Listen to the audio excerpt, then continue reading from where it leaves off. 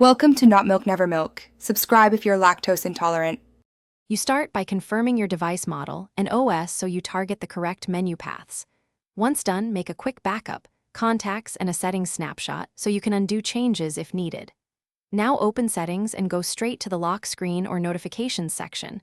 On some phones, you'll instead open Apps or Default Apps.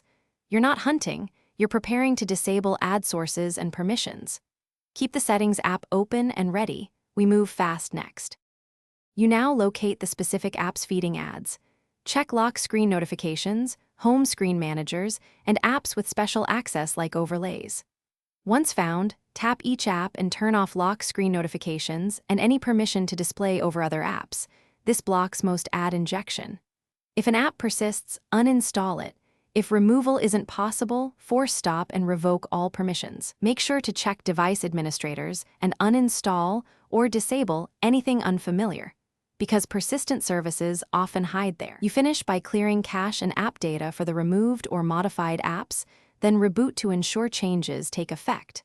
If lock screen ads still appear, install a reputable ad blocker or switch to a cleaner launcher. This prevents reinjection.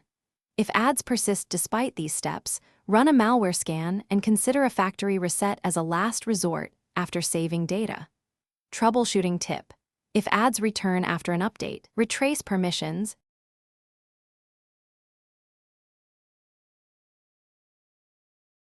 Thanks for watching. If this was helpful, leave a like and consider subscribing. See you next time.